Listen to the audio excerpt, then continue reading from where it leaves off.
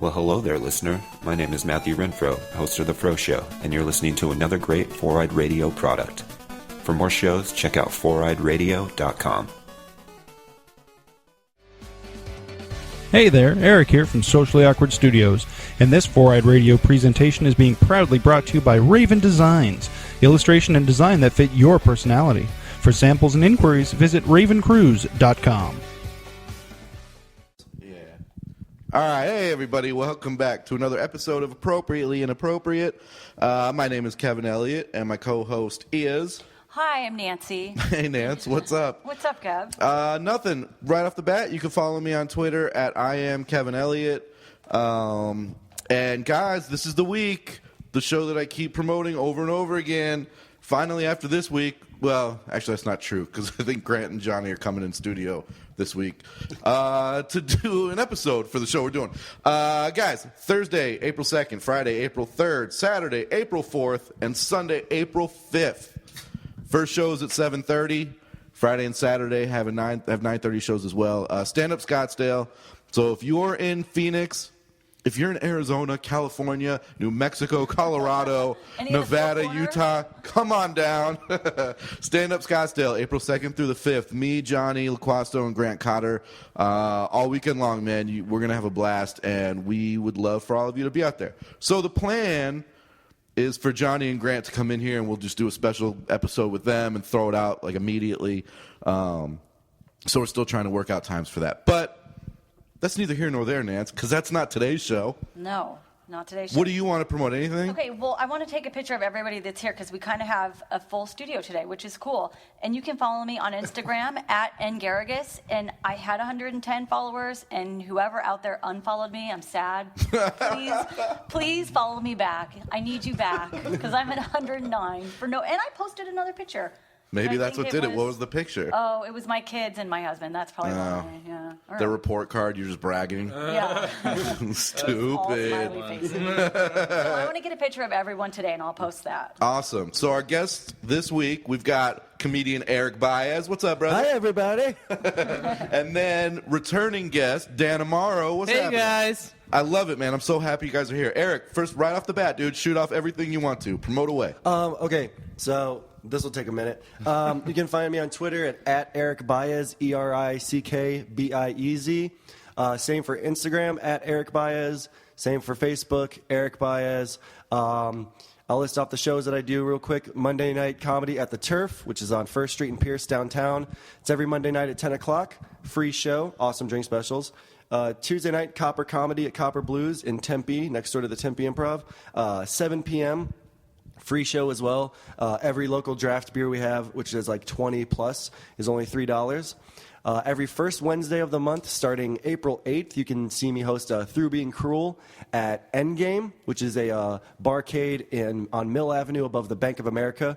That starts every first Wednesday. Well, after April 8th, it's every first Wednesday of the month, starting at 7 o'clock. Best thing about that is we have awesome reverse happy hour during the show, and then all the video games in the bar are free to play. What? Yeah, it's badass. Yeah. And they have a bunch of different TVs and consoles that you can play, like old Nintendo, old Sega, Dreamcast.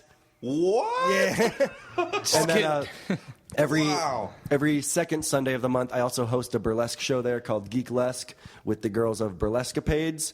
And I also am floor director for the New Faces of Comedy shows at Stand Up Live and Tempe Improv. So if you're ever signing up for the New Faces at Tempe Improv or Stand Up Live, just go to newfacesaz@gmail.com.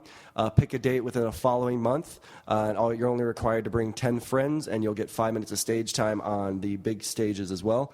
And then today I just got news that they're bringing the Switch up from Tucson to start in May. They're going to have it at Crescent Ballroom, That's a I believe. show. Is it? Yeah. I think it's going to be awesome. 2 Wednesdays out of the month or 1 Wednesday. I just kind of got the offer of helping out with it. So Pauly Casillas and Henry Brahaus are coming up from Tucson, and they're going to be having Switch shows at the Crescent as well. What is it? Because I know a bunch of people have gone and done it, and they say it's so much fun and awesome. The quickest way to describe it is kind of like At Midnight, but it was around before they even had At Midnight come out. A bunch of comedians go up, and you go completely dry, and what they do is they have a projector screen, like when you were in high school, and they would they'd write on the clear pieces math equations, and then you have to sign them down on your notebook. Well, they have that same thing, and then on the clear transparent stuff, they write down just the topic and they put it on this screen, and you have to come up with jokes on it in like within 3 minutes, and you have like 3 different topics. And That's awesome. Yeah. It's a lot of fun. It's not easy though. Yeah. It's a lot of fun, but like once you're up there, you're like, oh shit. And everybody that gets off stage, they just get off stage, and after the first minute, they go, "Man, I should have said this." Yeah, exactly. On the drive home, you just think of 20 minutes worth of material and 3 fucking tweets that come in. Yeah. Oh, also, I don't know. This is going to air next week, right? Sunday. Sunday. Okay. Well, then I guess it won't matter if I plug shows. I have a show tonight at Pepperelli, Friday at the 2-year anniversary of Comedy on Fire, and then Saturday at where am I at Saturday? I don't know. I'm sure it went great, dude. The Stores I'm just promoting these shows. Have you gone to the Stores Objection? Oh my God, that's so fun. Yeah, you did the last one, right? Yeah, I did the last one. I went to the first one, and it's just comics go up, they get material or at least topics given to them, and they'll go up, do 5 minutes, and the entire time Matt Stores and Bill Binder are sitting on the stage, like interrupting you, doing fact checks. They're dressed as just lawyers, straight up and they're, bullshit. like, Yeah, giving but they a do it in like dissertation. that, like dickish professional. So you just, I don't know, they'll rip you a new one without being dicks about it. You know what I mean? Yeah, it's a good show. My topics for it are, let's see if I can find them. I know one of them is dinosaurs, going to jail, and then there's another one. I can't remember what the Dinosaurs, third the TV show? one. No, Ooh. it just says Yeah, dinosaurs. that'd be So I actually might talk Not the about mama. dinosaurs. Oh, shit. That was one of Ray Romano's first TV shows. Was it really? Was it? Which dinosaur did you play? He played his buddy, Earl's buddy at work. What? Like, hey, Earl. Oh, no way. That's crazy. I put it on because it's on Netflix. Did he even have to wear And it's makeup? awful. It's awful. Did you ever watch the one? Yeah. I actually just watched the Travel episode dog, where like Jim Henson. the leftovers get out of the fridge, and it's this evil cat, and like it kidnaps the baby when Sinclair's or the daughter. I think her name's Chantal. I can't remember her name. She's babysitting and she won't pay attention, and the leftover food gets out of the fridge and kidnaps the baby. But the best thing about it is the end of it is they get the evil cat back in the fridge. He's like, just remember, leftovers never die; they just go bad. And I'm like, wow, that pun was probably fucking hilarious. when I was a kid. exactly, Like, oh my god, it's amazing. But now I'm just like, that was cheesy as shit. That was the worst show, but I think it was on Nick at Night. It was on TGIF. Yeah, it was. It was great when we were kids. No, yeah. Now you go back and watch it, you're like, dude, this is the worst thing on TV. I don't know. I thought it was like awesome because then after that, I think it was like Perfect Strangers came on. It was like I think it was dinosaurs, Hanging with Mr. Cooper, Hanging with Full Mr. House, Cooper. Step by Step, and then All that shit's Perfect back Strangers. on, too. Step My by kid step, watched it. day by day. Oh, yeah. whatever happened to Cody? I don't know, man. That guy was He was great. always the coolest. See, I would have hung out with that guy. Anytime I ever meet a person named Dana, I call him Dana Burger. Oh, Dana Burger. Before we keep going, Dan, shoot off, promote. Well, next week, since this is on Sunday, next week, Tuesday, I'm going to do Grand Avenue Pizza, which is it's going to be You sound thrilled. Well, no, it's awesome. I'm trying to think of like my schedule. I'm first doing Matt Stores' birthday show at Copper. That's next yeah, Tuesday. that's right, next Tuesday. And then after that, like right after that, I'm going to Grand Ave and doing 20-minute feature over at Grand Ave. And then after that, I think I'm doing the 11th at Stand Up Scottsdale, but I'm just hitting up, Turf, Copper, and Stand Up Scottsdale, Chop and Walk. Yeah, but I want to get into that. Oh, first, and Twitter, you're at Dan Amaro? Oh, yeah. On Twitter, I'm at Dan Amaro Comedy, and then on Instagram, it's Dan_Amaro_comedy. Cool. Yeah. Eric, you put on a million shows. Yeah. I know everybody says that. I put on. You just listed. I thought the whole but I show mean, was like- going to be just his credentials. I do this, and then I do that. I don't put on a million. If I look at it, I put on maybe just a hair under what Bobby Mello Johnson does, like with his shows. Like, But you're 'cause not he as does stuff out of abrasive. town. Yeah. I'm not overly marketing, but no, I mean, like he puts on, like he's kind of in the same, like kind of in the same mindset as me. It's just like get promoting, put as much out there. So because everybody knows that show. I mean, I haven't got to go to most of them just because they're either on the same nights as my shows or they're too far for me to get to since Yeah, I don't BFE. drive. So that's why I've never really got to go to shows, but I do like, and he's also consistent in all his flyering. Most of my shows are just consistent with the kind of the drink specials that we have and the time frame and the accessibility of them. But I mean, like mostly all I do weekly is Monday and Tuesday. I have those shows all the time. My Endgame show is just once a month. The hosting the burlesque show is just once a month, and that's something I don't produce. That was a burlesque troupe heard about me running the comedy show at Endgame, and they just asked me, like, hey, we liked you as a host. Can you host this?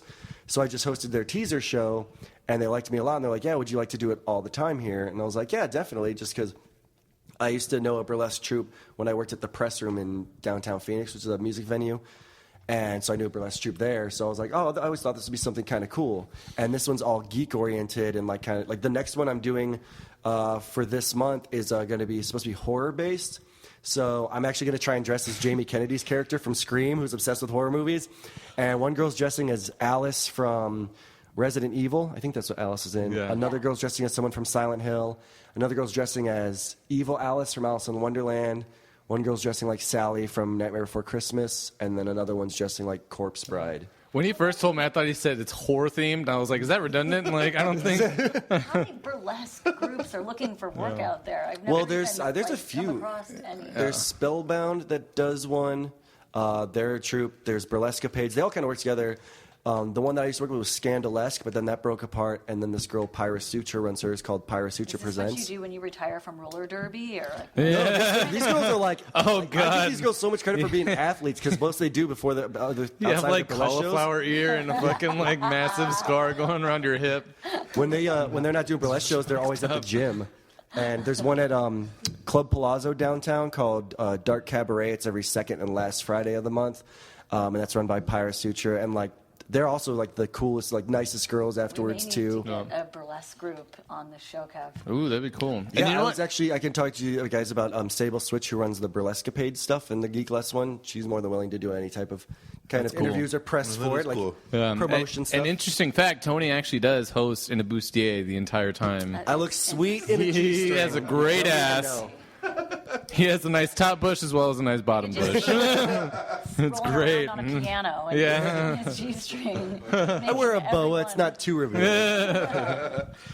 But so I've been toying back and forth with starting a room for once a month. Yeah. But I don't want to. I don't want to do No. it. Yeah, I don't either. Yeah. Because of all the pressure and just having to deal with it every month. It's like, all right, we had a great show tonight. I can't even rest on those laurels, dude. I have to start going for the next month. But you do every week, man. How does that even begin as far as the thought process and then actually finding a place and working into it? Endgame was the first time I ever found a place on my own. I charged my own price for it, set up my own rules, set up how the show was going to go. So that was my first show that I ever did on my own, found my own sponsors for it. Did my own graphics and design for the flyer for it. Got the poster printouts, the flyer printouts for it. I got the artists for the flyer, then also an artist to sell stuff at my show, and then also free stuff to give away during the raffles, because I do every show. I either have one or two artists, featured local artists, or they could be from out of town, and they come in with their work and they can sell their pieces, and it's no commission. Like that, if they sell a piece for $50, they keep $50. But their one thing is, if I bring them on as the artist, they have to draw me the flyer for like the month before, so I can put it on the flyer, and then they also have to raffle off one piece of theirs with our dollar raffle tickets. So at the end of the night, they have to give that away. Well, what makes that even better is if they don't sell any pieces at full price, but they sell $100 in raffle tickets, that whole $100 goes to them.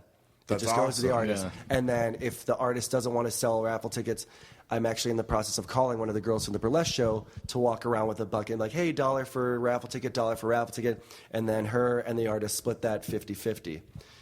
Which, have a girl in a cute outfit is going to be a lot easier to sell. I would say tickets. she would make a lot more money with that bucket if she was like, I'll show you a tip for $1. I'll show you a tip for $1. Just one. Just Burlesque one. shows are like strip I'll show you a clubs. nip for $1. It's like, dude, Always done. make money You're in a if bar you're with video games. Like, who's not going to throw a fucking dude. dollar in that bucket? I haven't seen a Yeah, right? Free make sure stuff? she All right, I'll $60. gamble. I still A pay guaranteed turn boob So shot? they'll Yeah, I'm never, fucking, ever I'm be out of investing in work, that. right? Huh? So they'll never be out of work? Oh, no, yeah. Never? Yeah. So They'll be that's how set. that's how those shows go. And then I give away free tickets to Stand Up Live, Tempe Improv. I'm giving away tickets to the Burlesque Show. Also $15 or $25 gift certificate to Endgame, the actual bar, so people can use it that night on their bar tab. Or if they come back, for dinner some other night, they can use it for that. I'm trying to go to other spots around town. I haven't done it for this month because I didn't know if the show, I had to cancel it for this month, so it's coming back in April. But I have to go to some other businesses. Like, I want to go to Cowtown Skateboard, see if I can get like a $10 gift certificate to that'd be them. cool. Like anything local based around town. I want to do that so it gets people more into those stores. For sure. And then I call it a comedy party at Endgame because the idea came from the actual holiday parties that Tempe Improv and Stand Up Live throw for all the local comedians, where it's a free thing. They have a buffet and everything. So I was like, why do we have to wait once a year for everybody to get together? Why don't I just throw one once a month at this place? They can all come, play video games, have cheap drinks. Even if they're not on stage, they can all go outside, kind of, just shoot the shit about what they've been up to. And that's actually one of the benefits from the first show is a bunch of patrons that aren't comics were sitting inside. They were like sitting inside, and you could see through the windows in this like smoker's patio right behind the stage, all these comics outside talking. They're like, dude, this is so cool. Like, we just saw that guy go on stage, and now he's outside talking to a bunch of people, telling him, like, hey, you had a really good set, and he's mingling with everybody. Like, this is a really cool atmosphere. Yeah. And there was a situation where, like, some management changed at the end game, and I didn't know if I was going to keep doing it there, but I thought the place was closing down, but it stayed open. And I tried to think of a spot where I could do it, and I was like, this show doesn't fit anywhere else. Like, I can't find another spot, because, I mean, it's on Mill, it's early enough, it's right by the light rail, so anyone can get to it, so they can drink and just get away home. And it's accessible, and it's easy to market, and the bar also works with me. And there's also, if you don't want to watch the show, there's a whole nother wing of the bar to where you can go play video games. How do you meet all these people? You just kind of go up and be friendly with them, or what? I drink a lot. Yeah. He's a bro. A little, yeah. That's kind of the one thing I've been known for is like I'm a around downtown town? rat, so I Yeah. just go everywhere. And then it was just a coworker that used to work with me and Dan at Stand Up Live. He had left, started working on Mill Avenue, and then he just posted saying like, yeah, I got this job at Endgame. And there was another buddy of mine that worked with me at the press room who was installing lights and projection stuff. He got the job there. So then he's like, yeah, I'm working over here now at this Endgame place. I'm like, oh, I'll go check it out. And I went in, and the moment I walked in, I was like, I have to do a show here. And so I met with the management, took a couple weeks into it, and they're like, when do you want to start? I was like, I need an entire month to start advertising and getting the comics. And they're like, yeah, sounds good. And then so we set up the pay grade for it. And I was like, yeah, nothing will change. You won't have to pay anybody else but me.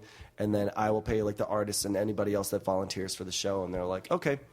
And they were super cool when they let me do it. And the first one was like a huge turnout. And everyone loved it. Everyone had a blast. The only problem was we had sound issues, which was the first show. That always happens. And like we had some people playing, like they were playing video games at the bar that was next to the stage. And they're being really loud. So our last comic, you couldn't even really hear it all. Super Mario Brothers. So Sweetest fatality on Mortal I try to Kombat. fix it for next month. We'll see. Cool. I just ripped your spine out your ass. Shut up! I'm trying to tell a dick joke. Oh, that's the other thing. What fatality is that? Huh? What fatality is that? Oh, I don't know. Yeah, Mortal Kombat. Oh, yeah. That's the other thing too. Is the whole show is actually like a geek theme based show. So every comic goes on has to write a brand new 10 minutes about something that they were into when they were in high school, or something they were picked on for, or something that they're into now as an adult that they kind of get flack for. Like Roman Eric Grisby talked about how he loved Sailor Moon when he was in high school. Oh, I went up and talked about how my favorite movie ever since I was a kid was Gremlins, and it was Yeah. the best Christmas movie on the planet. Yeah. I think I talked about Ninja Turtles and X-Men too a little bit, but Yeah, Matt Nicoletti talked about Echo the Dolphin and I remember that and game. Loving Who was 311. Echo the Dolphin? It was a Sega Genesis game. Yeah. And Yeah, you Matt were a Nicoletti- dolphin. Echo. Yeah, don't ever bring up Echo in front of Matt Nicoletti. He turns beet red and no. gets pissed. Really? Yeah, it We all does. did. I do nerdy things now. I'm watching this. What's your totally- nerdiest thing? Yeah. Like currently? Yeah. I watch a show called Adventures with Gumball, and Oh, yeah, but that's Oh, a but kid's that's show. a kid show, yeah. What I do mean, you I like like? that show. You're right. That's a fun show, yeah. But it's a kid show. My dad's 50 Yeah. years old and he watches SpongeBob religiously, I think and he's SpongeBob's like into it. hilarious. Yeah, so do I. I think it's. I heard the new movie was great. I saw it. It was terrible. Oh, really? Oh, okay. It's more of an adult show than it is a kid's show. It's annoying. Like, You and your Where's that kids should have went phone high. It would have been great. It's that. It's the Someone's office calling phone. Domino's Pizza, delivery or carry out? I don't even know. We've Mom, never you're had embarrassing me in front of my phone friends. Yeah. It's weird. Mom, phone! call. How to not. Mom, phone! Did you guys ever, when you were kids, did you have it was one house phone? Well, you didn't have your own phone line? No, my parents. my sister I grew up with ethnic parents. They would never give me. My sister was the only one that allowed to have the extra phone line because she was like the teenage girl, like going through puberty, like give me a phone or I'll fucking burn the house down. Like she was like that. So she got her own phone line, but always being the younger brother, I'd like pick up the phone and listen to her conversations. I'd be like, Yes. "Oh, Jess, you left a totally giant turd in the toilet." No. Because I remember we just had the one house phone, and when you hit like middle school and high school, that's when you start talking on the phone with girls. Yeah. And then I had a pager, so it was like, really? But everything was in code on pagers, so it was like if they just 304 was ho. yeah, okay, but that's just how you spell it. But I'm saying like somebody would put like 3, and you knew that meant I'm calling you in 3 seconds or 3 minutes. Yeah. So you knew you just picked up the phone like the second it rang. And since we only had the one phone line, I would do that, and then we just both, me and the girl, would just sit on the phone silent. Because we just wait for like my parents to pick up, and then I'd be like, after 2 minutes, I'd be like, I think we're cool. We wouldn't even talk about anything that like my parents shouldn't hear. It was just like I was so embarrassed. Mine was we used to have a mute button on the wireless thing, and I'd be on the phone with this girl because I was dating, or it was my girlfriend at the time, and she was having a sleepover with her friend, and I was like, hey, I gotta be right back. I gotta go check to see if someone's awake, and I wouldn't hang. I'd hit the mute button. I'd just listen, and I'd wait for her to start talking, and she was like, yeah, I'm thinking about having him sneak over the next night, like, and we made out the other night, and I really want to do more, and I'm like, I was super stoked, just like, yeah, I'm winning. Oh, dude, when the only horrible she was like, yeah, I'm actually seeing his friend. I would be like, no! Why did I do this? When we were kids, we'd have hour-long conversations with people. Oh, yeah. More than an hour. Hours. Happen anymore. Because that was the now you thing, can man. text, yeah. When you had met your own line. Yeah, too. when you my own got line. a girl's phone number or you a guy, you would come to school the next day and be like, dude, we had the 3-hour conversation. Yeah. We're totally in now. We're dating, I'm pretty sure. Now, do you remember when someone had to use a computer and you had to get the fuck off? And it's like, get the hell off the phone. I got to use a computer. I got to do work. It would dial up for like 30 minutes before it even connected. I got to spend 3 hours writing this report because it's going to take 2 just to boot the computer up. Yeah. I remember we were kind of like, we were in like a low income family, but we didn't make a lot of money. My dad was a cop, single parent, and then he also had a girlfriend who was my stepbrother. They never got married, but it was just easier to call him stepbrother instead of like, oh, this is my dad's girlfriend's son. And we would have to wait to get out to like someone to pick us up, and we would never like call anybody. We would literally just call the voicemail of the house or whatever. Or we'd call 1-800-COLLECT, and they'd be like, please say your name. I'd be like, hey, I'm done with school, come pick me up, and then just hang up. They're like, would you accept a call from, hey, I'm done with school, come pick me up? And I'm like, all right, gotta go pick him up. They had that commercial. Yeah. Bob, we had a baby, eats a boy. Yes. Nope, Dude, never. we did well, first of all, any kids listening out there, if you still have the one line with your parents, the trick is when you're expecting a call, just call like a pizza place or something that's got an answering machine thing like right away, and then get the call for call waiting and click over, and they'll never hear it ring. But we use the mute button that you talked about, Eric, dude, all the time. When you liked a girl, it was like, I gotta find out if she's into me, man. So you get her friend, and you do that 3-way calling, and be like, I'm gonna just sit on mute, and you just have to listen to 10 minutes of their bullshit conversation, and then they'll be like, so Kevin, you know, he's pretty cool, right? You're like, yeah, here we go.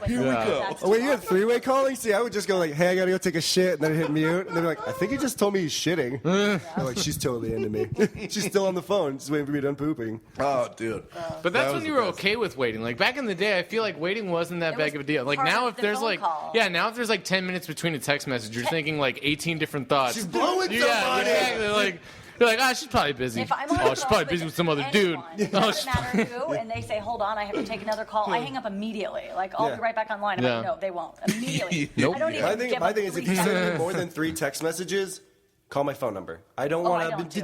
No, I'm not. I don't want to Never talk, call me. ever. Oh no, I want the conversation to end as fast as possible. I don't want the. And if you do call me, don't leave a message. I'll just see that. Yeah, don't leave a message. I will never check it. I'll check it a month later, and I'll be like, what happened? So people can't leave you a message. I'm afraid to listen to my voicemails because they're from like last year, and I'm hoping someone's all like, I'm on my deathbed, man. You're the only one that can help me. You should just make the fucking voicemail message like, hey, this is Dan. Don't leave a message. Absolutely. Maybe I'll call you back. Maybe I won't if you're that don't important. Don't leave a message. Text me. Yeah. Text me your dying words. I don't want to hear it. Or it's just Snapchat your I bloody lost my carcass. thumbs. but it's just like with your tongue. I don't care. I saw that you called. That does that on my phone. Yeah, exactly. Okay, Yeah. Good. If I want to, I'll call you back. It's cool. And it's always the dumbest fucking message too. It's like, hey, this is Bob. I called called you. Call me Like, back. I saw that. I saw you call me. I'll call you back. Oh, and by the way, if I don't have you programmed on my phone, I'm never calling you. If it's just a phone number, I'm not picking it up and I'm not calling back. No. Even if you leave a voicemail, I'm listening to it. No. It's just delete it before I hit play. Voicemail say call me back. I won't call you back. My Out of mom spite. still. Dude, phone etiquette now. I don't even know, man. I don't talk on the phone at all. The only etiquette There is is text. phone etiquette because I can't stand getting on the phone with someone that doesn't know how to answer a phone.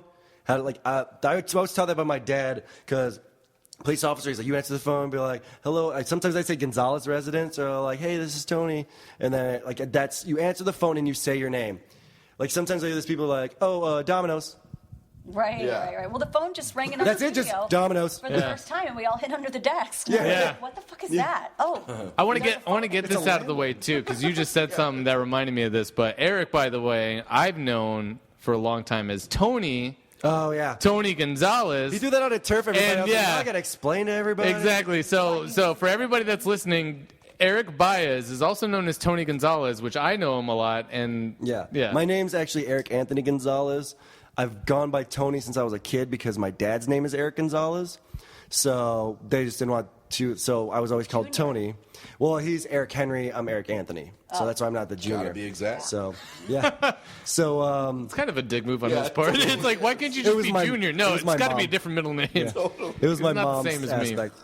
But yeah, so I went by Tony, and then when I started doing stand-up, I went by Tony Gonzalez. And everyone gave me shit when I got on stage because I didn't look Mexican.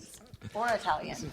Yeah, you don't look Mexican Irish. at all. No. You look like a lumberjack with your beard. Yeah. Kind of. I'm actually Mexican and Puerto Rican, which blows everybody else away. You are not. Yeah. You're Irish. Your My- parents told you that. No, my grandmother's You're the from mascot for Mexico, NAU. and my grandfather's from Juncos, Someone's Puerto Rico. lying about who's Yeah. really the father because you are not Mexican. You see a picture of me and my dad next to each other? He's a lot darker with Blue black hair, eyes, but we red both hair. look They alike. do have similar features. Like his dad looks like a brown version of him. Yeah. And I've only met his dad like a couple Okay. times. I'm like, Yeah. okay, I'll go yeah. with So Yeah, exactly. But so I started out as Tony Gonzalez when I first started, and I just get so much shit from these like hack hosts. They're like, "This next comic on stage is Mexican. When he gets on, you're gonna know he's Mexican." I'm like, "How are you the fifth motherfucker to say this? He Like, used are to you?" say, who gave this bitch his green card, right? Yeah. Isn't I that don't know. what Sean So Penn said to I wanted to his switch Mexican friend? because I couldn't find.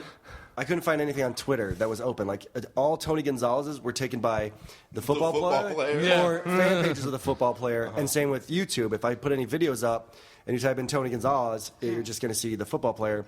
So when I started working at Stand Up Live, I actually I sat down with one of the managers or two of the managers there, and so I'm like, yeah, I'm doing stand up, but I don't know if I should do a stage name to this.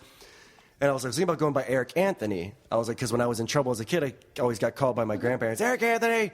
And I knew I was in trouble. And they were like, no. And like, one of the managers' first thing, she's like, don't go by that douchebag that goes by two first names. And I was just like, Okay. That's why I'm sitting here with Kevin Elliott. Yeah. Oh shit. I was just like, okay. Are you talking about you?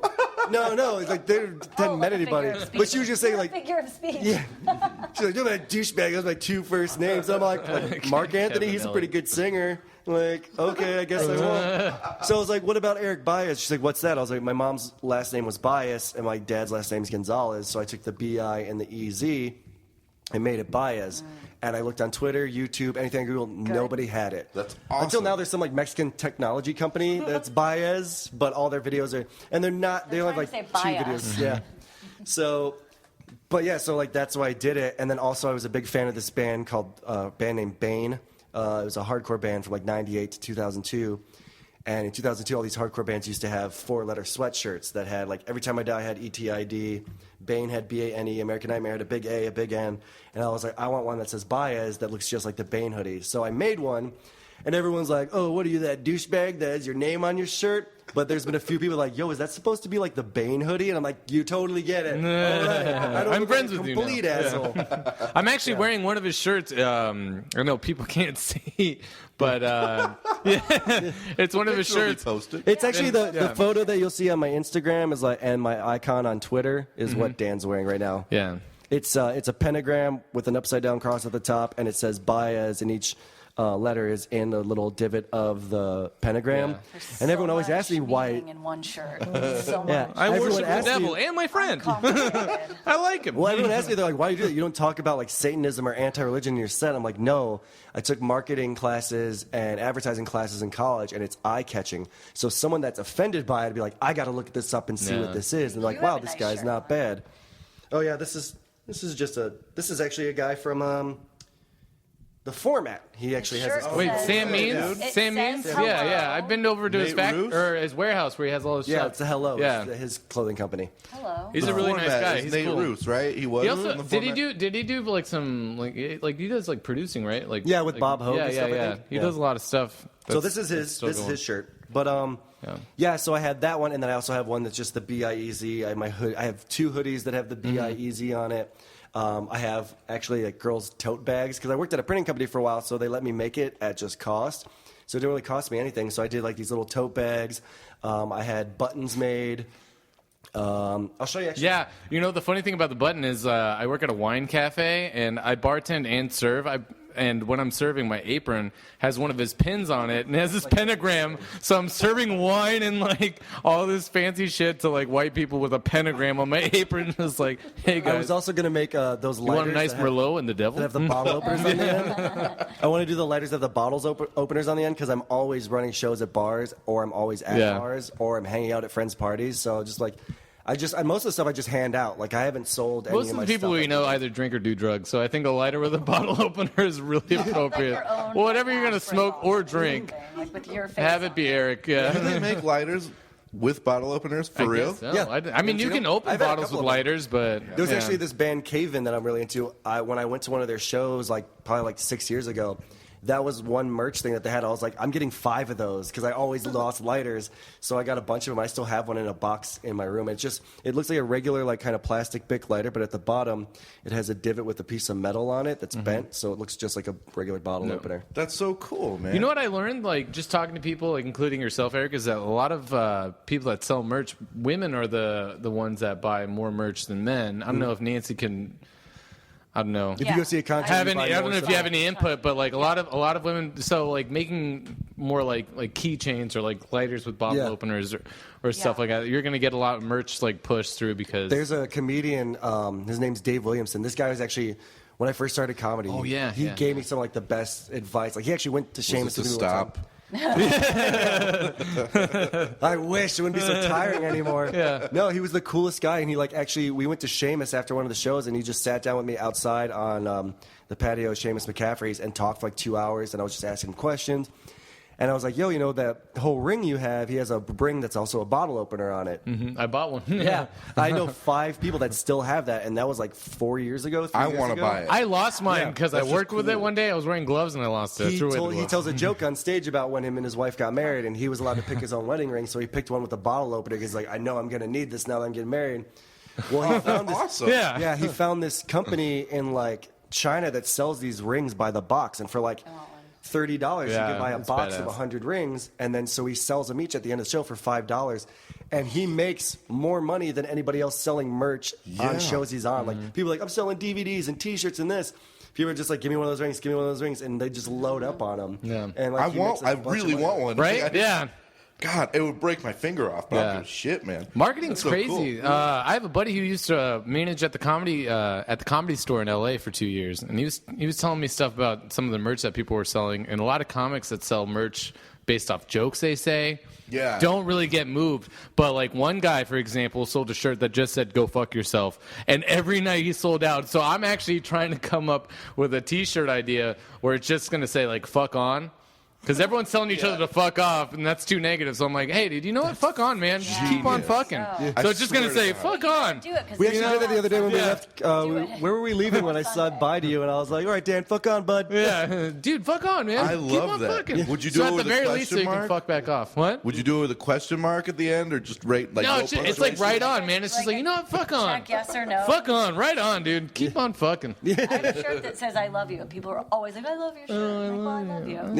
It's just like one of those shirts. It's Yeah. just like gets attention wherever I Let's go. No, look at that one. exactly. And then also one of my things is when I print the T-shirts out is I'm going to sell them for $15, But if you cut the sleeves off in front of me, because I always wear sleeveless shirts Yeah. with like metal bands, I was like, if you cut the sleeves off in front of me, I'll sell it to you for 12, or like I'll sell it for like 13, and then I'll give it to you for 10, whatever the cost like Donates separation the is. sleeves to Yeah, right. homeless. Eric, you're like a lost boy that just grew a beard. Actually, and then I put bias it. on the sleeves. I put bias on the sleeves, and then I sell them as headbands to girls. Now a way to repurpose Genius. the sleeves. No, that is, yeah. Like a That's great. I make something. scrunchies out of them. There you go.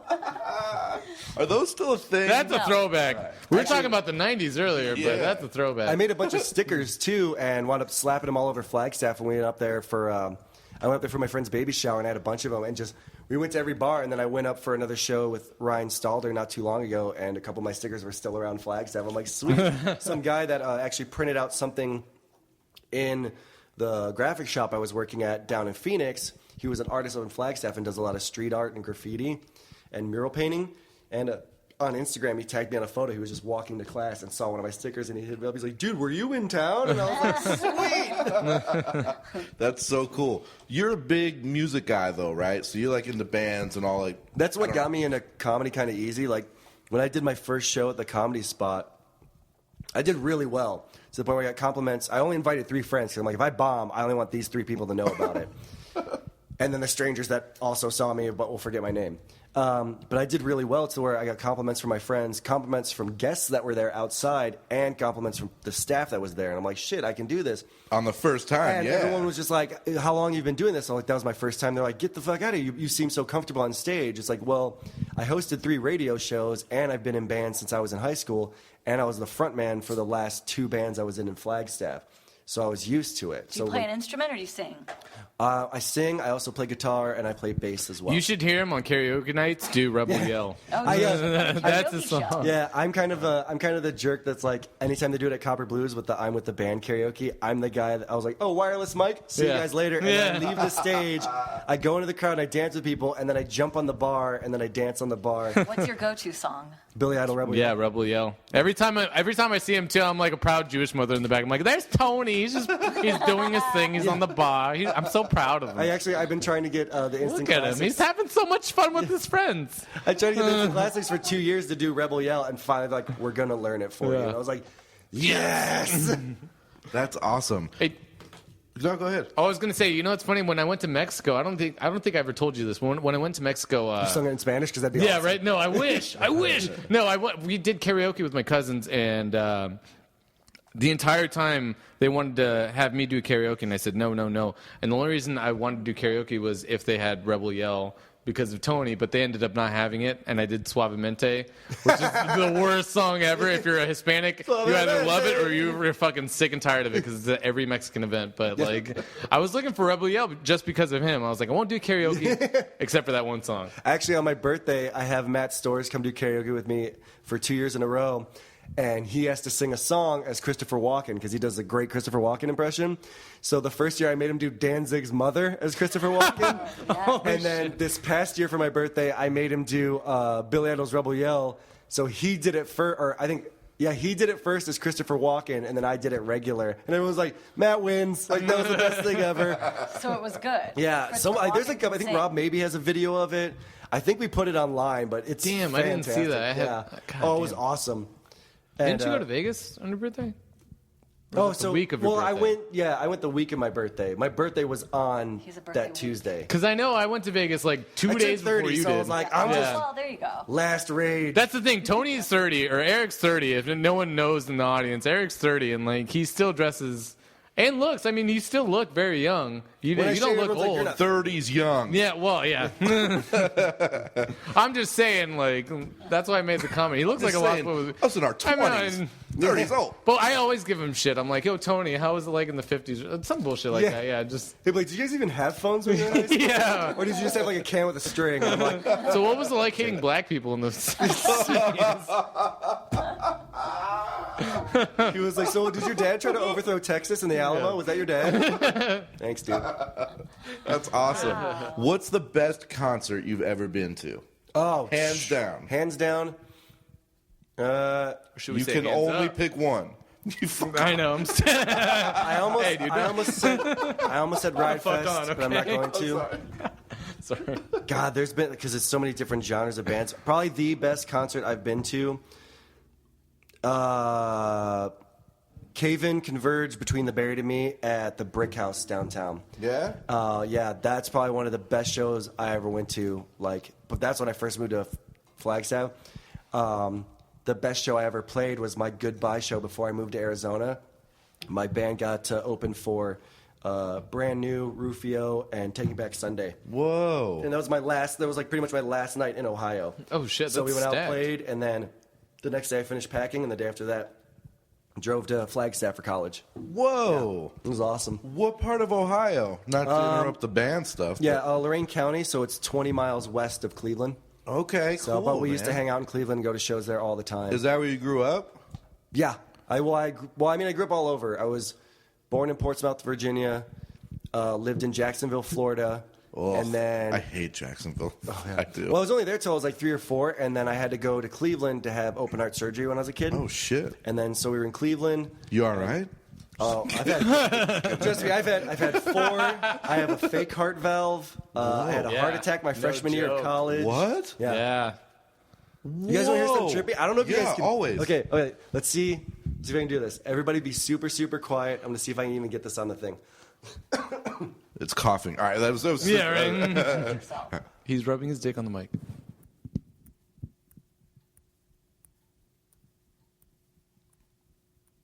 I don't know if you can hear through that. I don't That know. clock's going to mess it up too long. Yeah, See if I can it do was this way. supposed to be his. Yeah. See if we can do this way.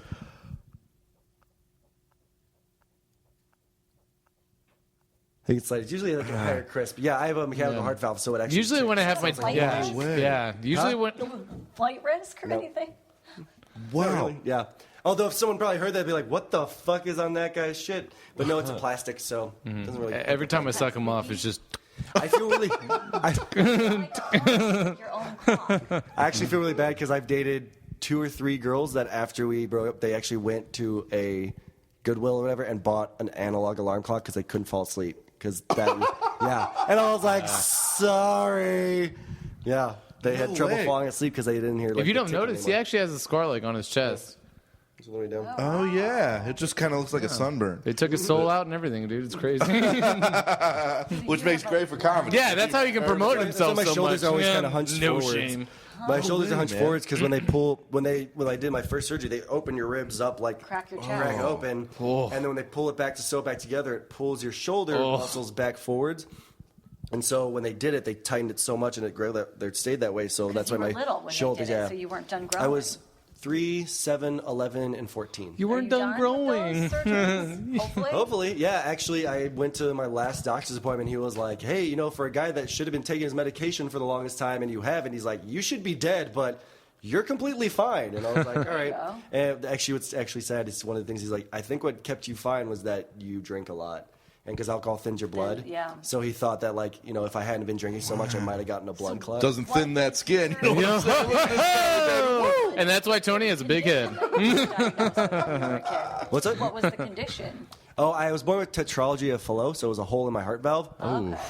Yeah, this is supposed to be a funny podcast, right? But I'm just like, no, I'm getting. I'm trying to jab in with a dick suck joke here and there, but I'm just like, oh god, No, it's it's so just getting interesting. worse. Yeah. And then I died as a kid for like 4 minutes, and I came back. did die. Yeah, I know. I was like, what the fuck?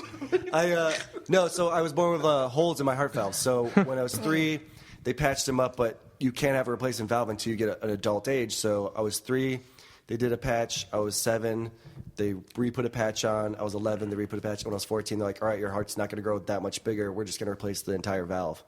Wow. So, yeah. Oh, Yeah. that makes sense. And then Growing. when I was in Flagstaff, I had a tachycardia. It's where the electrical nodes in your heart just start freaking out for no reason. So I woke up, and since I have the fake heart valve, I woke up and you hear this tick, tick, tick, tick, tick, tick, tick. And I was like, man, I must have had a bad dream. And I go in the shower, and it's like echoing in the showers. I'm like, oh, man, what the hell is going on? So I call my sister, and she's like, call your girlfriend, tell her to take you to the hospital. So I go to the hospital. I'm like, hey, something's happening. My heart valve's ticking really fast, like kind of lightheaded. They're like, all right, whatever, we'll take your vitals. They put me down, they take my vitals, they're like, get a bed, and they throw me on a bed, and they run me in. and they're all like, "Sir, have you done any methamphetamines or cocaine?" I'm like, "What the fuck?" I was like, "I don't do drugs." I was like, "I barely." Before I even started drinking, I was like, "I barely even drink. No, I don't do drugs." Like, "Are you sure?" And I'm like, "Yeah, I'm positive." Are you sure? Oh, wait a minute. I didn't want. Oh wait, I'm so high right now. I just forgot. I did like an 8-ball. So In what the happened bathroom. My bad. Is this not the library? I actually came to see if you guys would give me drugs. I just ran up and down the stairs a bunch of times.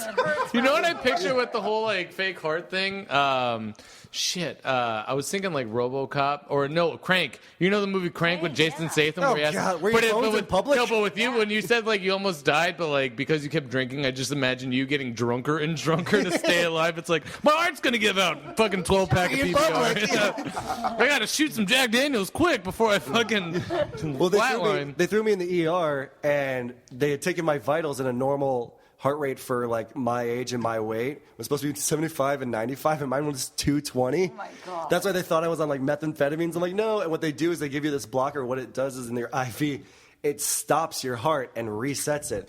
So when it does that, it felt like somebody like something went inside my like chest cavity. It was picking my heart out of my shirt, and like my chest was like leaving the table. And I was like, "What the fuck is Oh my this?" God. Like, what is it? And then it would Defibrillators? restart, and then I just fall back onto the gurney. Did you get defibrillators? No, that wasn't until they did like a. It wasn't until later in the story. Yeah, Well, they that was nothing. When they started pulling my heart out, that was the fucking. So you got majorly shocked. So. Oh Jesus. Oh well, you finish your story. Oh yeah, so that happened. Like I had gotten life flighted because it happened again that night after I left the ER. So I got life flighted from Flagstaff to Banner, and then I was in there, and they're like, "Hey, we're gonna actually do this defibrillation." To change your heart from going to a fast pace to slow down that electrical node. When they did that, it sent it to an atrial flutter, which bottomed out my heart rate to like a 48, and like you can't go lower than like 40, or else there's no blood getting to any part of your brain. So like they had to watch me for like 2 weeks, and then I flew back to Cleveland on Christmas break, and I had an ablation done, and that's where they go through the vein in your leg, wires to your heart valve, and they burn out the electrical nodes that were misfiring. So they did that. So now, like that. Oh, so you've had one too? Oh Yeah. shit! What? You Why'd they go through have? that? They went through like my crotch area. Oh yeah, I would love to get my ankle fucking stabbed. That doctor was trying to. They're like an She was inch like, "I away wanna from put my your dick. crotch." Man. Cough. It's a good thing you have a small wang, Okay, dude, well, because let me fucking tell that you would a be story real awkward. quick. Mother tell you everything. So my husband and my family, we went out of town for excuse me, spring break, and my little brother was watching my dog. Kind of a crazy dog. He likes to jump on the trampoline. He's nuts. So my little brother is wearing socks, and he's running around on the trampoline in circles, playing with the dog.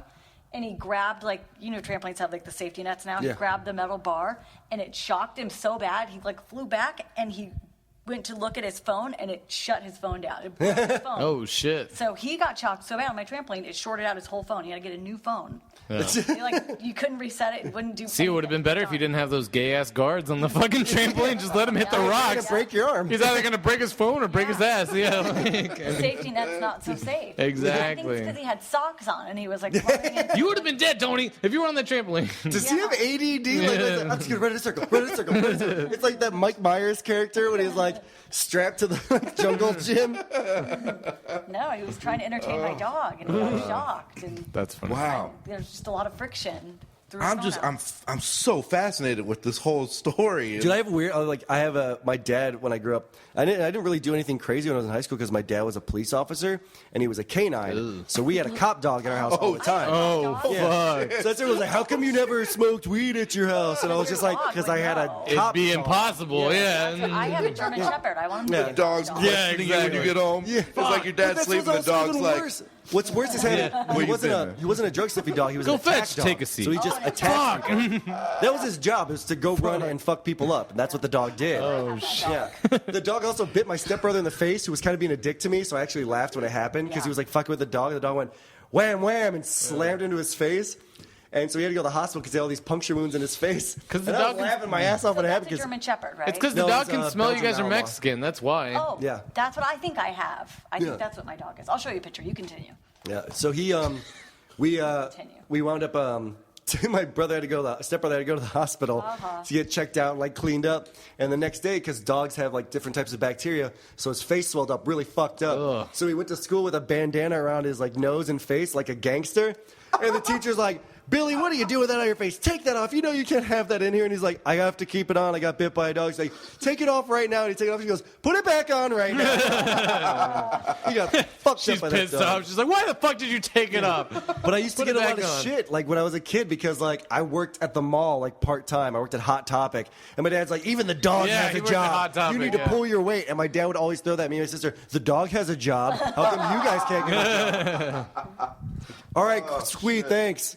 That's funny, man. To get into your house clean, you just throw a bag of weed in your backyard, and the Exactly. dog's like, "Holy shit! Well, that smells something." I hung out with a lot of Let me straight get edge. to my room. I hung out with a lot of straight edge kids in It's high not school, for so I me. didn't. Yeah, I'm not a weed smoker. You know how many drugs I had to not good sneak at into my it. own butthole at my house? It's part of the training. I couldn't even bring animal in the house. Man, it's crazy. But you're a drinker. Yeah, I'm not that's- a drug guy at all. So everybody knows on this podcast. Like I live I plead the fifth. vicariously through everybody that does drugs yeah? to just hear their weird Yeah, that's the same with trips me. and stories or whatever. But I do drink. I've got tons of drinking stories. But I want from you, man. I want some like what is I have horrible drinking stories. what does that mean? Horrible. They got to be funny or something, right? That's a German Shepherd. Whatever. Yeah, that's a German Shepherd. You I'm mad? listening to Kevin's question, and I think he's going to answer, and then I hear, yeah, that's a German Shepherd. That's about right. So What's the drunk story with craziest a German story you Shepherd? got? No. Yeah, that's a German Shepherd. Do you have like any I fucked a crazy or weird, like any drunk / drug stories? Because we've had some crazy. I can do ones the that are quickest fun. one right now. I got drunk at a party, and I was dressed as a gay zebra at a costume party. Isn't that just a What makes zebra? it- Yeah, right. My roommate. What made it Man, I hope gay? she doesn't hear this. So I got drunk, and I was trying to walk. This girl showed up that I used to know, and she showed up to the party, and I was like, hey, I can bring her back to my house. And so we were walking down the hill, and I was like, oh, you know, like, I got to go to the bathroom. And I thought I just had to pee, and then it, like, hit me. I was like, oh, I have to do more than pee. And then, like, it wasn't. Gay And I was, zebra. like, tippy-toeing down the hill to go to my house, and I look at her, and I was like, hey, race you back to my house. And I took off running, and then I started shitting my pants as I was running. Oh, God. I shat my pants all the way to my house, and then I got inside, and I jumped in the shower, and I took the costume off in the shower, and I was soaking it down. Oh, Jesus. And I washed up. Just in time? And then I left the costume in the shower, and I like rinsed most of what I could down Oh, the drain. God. And then I got out, and that girl was sitting on my couch. She's like, "What's that?" I was like, I forgot to shower earlier today, and like I knew we were gonna go back in my room, and I didn't want to be all sweaty and gross. She's like, oh, "Okay, thanks." And then I had sex with her. Oh, Jesus. And then she left, and then I went and took the costume and I put it in the washer and dryer, or the washer. She's Yeah. like, "Can I take a shower?" You gotta No, throw that absolutely costume God, no, yeah. not. I'll hose you down in the yard. There's You're that supposed to one. shower. Pretty. There's another one where I got drunk after one of our shows at the was the Mad Italian in Flagstaff, and they had cut me off because like I guess I'd been drinking all day, and I was like, okay. And my friend Tom, who was also drunk, was like, hey, we're leaving. We're going to Maloney's. He tries to pull me out the door, and I have my 7 and 7 in my hand, and I feel a hand grab the drink, and it's my buddy Mikey. He's like, dude, you know you can't take this out of the bar. And I was like, I wasn't going to take anything. And then my buddy Tom starts pulling me, and they're doing a tug-of-war back and forth. And I'm just sitting there going, and I was like, it's fine. I can just leave. And I go to walk out, and Mikey's like, let go. And I just let go of the drink. And these two Mexican dudes are walking down the sidewalk, and the drink just goes right in the dude's face. But did they know you're Mexican? No. No, so I start walking off, and the dude goes to swing at me, but my back's turned, and he misses because my friend clotheslined him.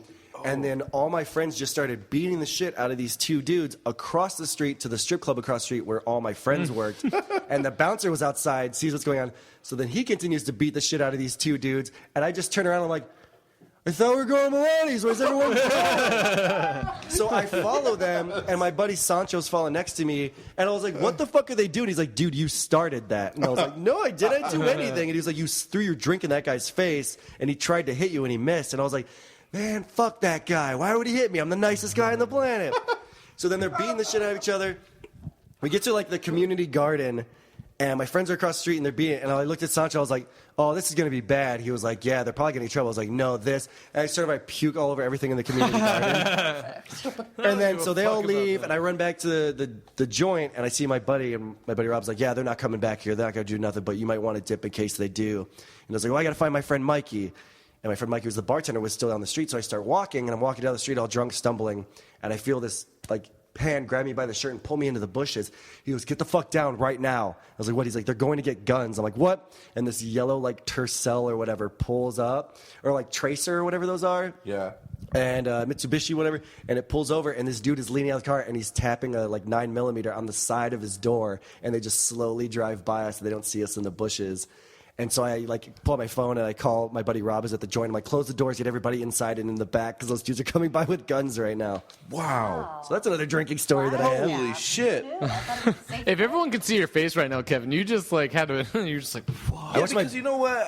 I'm such a douche. Been Like, shot at. no, actually, but I have been at a party where, it got really fucked up one night. But I don't live a crazy life. Like, when I think something's getting out of hand, I just leave. Like, I don't ever stay in a situation where it's like... Oh, you have to stay for the story. I You just have to find a know. safe spot to watch, and then you have the You story. need to get one of those bushes Well- that like military has. You can yeah. hide The guy that in San Francisco used to have where he looked like he was taking a shit, but he'd have a fake bush. Oh, the Bushman. Yeah, Yeah, the Bushman, yeah. Oh, that to guy scared get the shit out of me. something just so you can stay but not be involved. Yeah. All right. So this was the one gunshot experience. What I was dumb to even stand there to begin with, but we went to a house party, and the people throwing the party, I knew through. I didn't know them, at least their house, but I knew good friends of theirs. So I was like, oh, we'll go to this house party, whatever. We have nothing else to do. And then I knew a bunch of guys from the college basketball team, and they showed up. Mm-hmm. And when they showed up, I was like, hey, what's up, guys? Cool. Finally, I know people other than my little friends that I came with, right? And I think they were charging. Were they charging people for a cup? I think it was like $5 sounds a about right. cup. Or Yeah, something, that sounds right? about right, yeah. And it was this huge. I mean, they had Donations only at my party. they had tons of land, so it was the house, and then the backyard was like acres of land. Yeah, I feel like we have so much land. Dude, y'all come over to my gathering here tonight. so the basketball players were pissed that they were charging it all, and they're like, "You charge $5, then we'll take a bottle." And we'll give you the money, but we want this bottle, and that's it. Yeah. And then we can go do our own thing. And then the guys that were on the party are like, no, it's $5 a person, and you just drink a little bit here, whatever, if you're going to drink it all. And they started fucking arguing and whatever.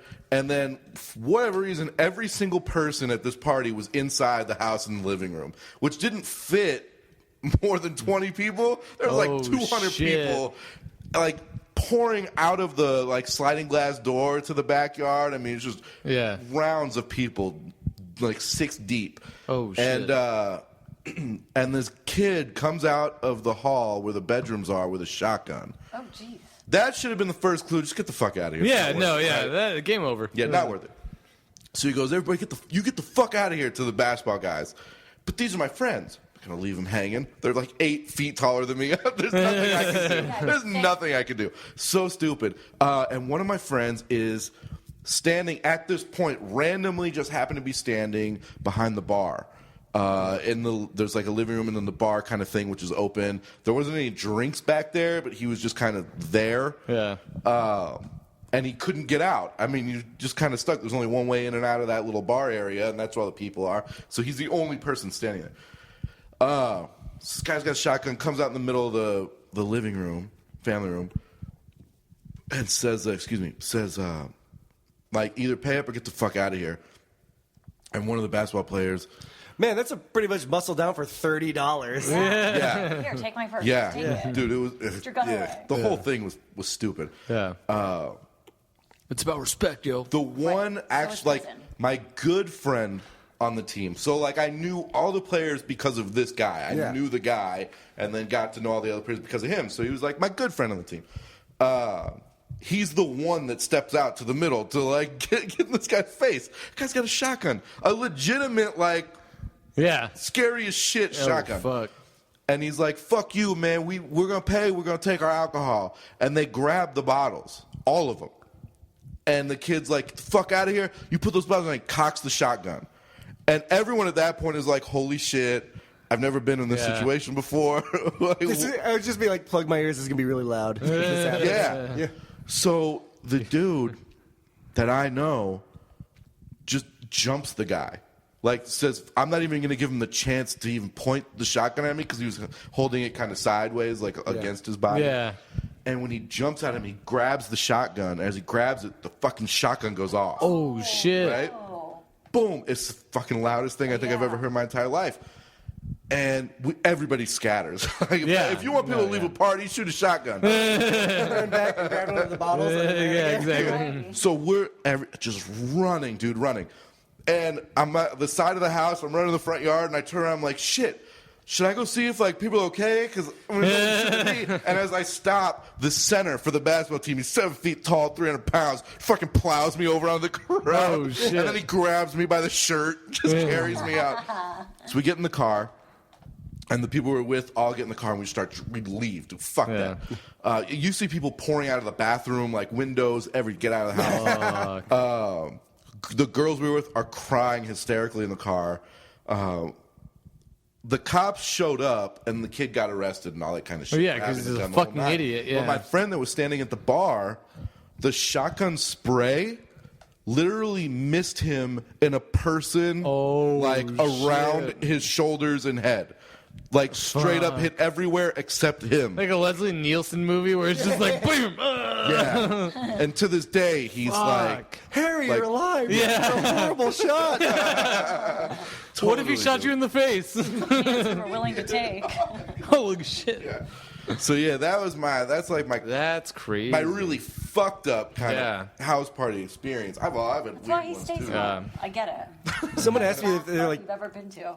some of my friends at Flights are like, we should do a podcast about like all our crazy dirt, because that was like my crew of friends I had out there. We were called the Dirtbags, and not just we called everyone in Flagstaff knew us as the Dirtbags, and there was a shot named after us called the Dirtbag Shot, and a bunch of bars knew it. I think it was, I want to say it's it's Jaeger, Jameson, and Red Bull, I think is what it is. Oh, it's delicious. Oh, it's my holy water. Do it for Dale. Throw up the numbers. God needed a driver. Spray. Yeah. But yeah, we that's all we would drink all the time, and we had the reputation. We would just go to spots, and the thing was, I have this weird thing. If I drink certain alcohols, I act a certain way. If I drink tequila, hide me somewhere because I'm just like an idiot. If I drink vodka, I get sassy. I want to dance, and I have a habit. I want to dance. Yeah. I'm here. I'm queer and get used to it. If I drink vodka, I also have a tendency to go up to girls and trade clothes with them. Okay, so I stand correct. Yeah. I mean, like, That starts a lot of fights because, like, dudes will see me like talk to their girlfriend, but when I'm on vodka, like, everyone's my friend. I'm just like, yeah, we're buddies. Like, and there's no like sexual like, ooh, I'm gonna like sneak this girl. There's nothing like that. It's like, I'm having a great time. Help me have a better time. I kind of like trade shirts because that'll be weird, right? I do, but hold on real quick. I kind of like to have like I know you're a professional drinker because it's like when people do drugs, they're like, oh, I was on mushrooms, I was on cocaine, whatever. Yeah. But you're like, when I'm on vodka, when I'm on tequila, I do this. It's totally different for you. I love it. Like whiskey, I'm like kind of a party guy. Malt liquor, if I drink a Steel Reserve 40, I'm drunk. If I drink a second one, I walk around with the empty bottle. I'm like, I gotta hit somebody with this. Oh, Jesus. What gives you the worst hangovers? Malt liquor. Women. Am I right, guys? I don't even know what gives you. I would say the worst hangovers is probably like I would say fruity drinks, but I don't really have that many of them. Yeah, I don't really get like hardcore hangovers. If anything, you're blessed. Yeah, well, he's used to it now. Yeah, I mean, well, no, like I mean, I don't get like the headaches and the bad stuff. I just get the like, I'm tired. It was a long night. I don't get the cramps or anything like that. Like, I think the worst one I think I might have the worst hangovers after like a 9-day drinking binge in Flagstaff. I woke up and I was supposed to clean the house with my roommate, and I couldn't move.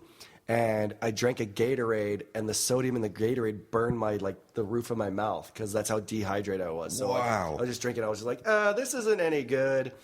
And so, yeah, I don't really get like bad hangovers. I'll just be like, I'm exhausted. I want to go home.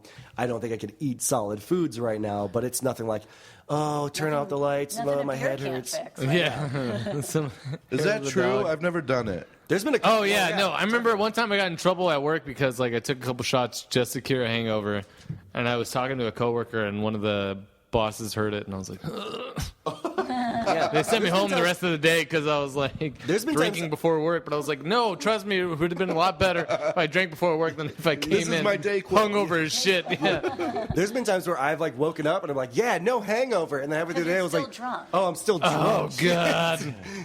Just stay that way. I always think you never hear drunk people say, I'm so hungover. Yeah, that's like a lot of people will say to me, they're like, so you like drink a lot, like you're out downtown, you're out almost every night. Even if I work the next day, I'll be out and I'll just go have a couple beers because I just don't like being home. Like it's always been a thing. Like even when I was in college, even when I was a kid, I just didn't like being home. Like the whole idea of playing video games blows my mind. I'm like, why would you sit in front of something I for a spent half like a hour? good 12, 15 hours in front of it. I'm not even kidding. Yeah, like in see, front of I a can't- I TV, can't just even playing video games. comprehend that, and I haven't used my legs in like 4 hours. What the fuck is going on? I was like, I always feel like I'm missing out on something if I stay home, so I'm always out. And then there's some people who are like, I went to Comedy Avengers, and it was $3 PBRs. I'm like, yeah, I'll have one during the show. PBR?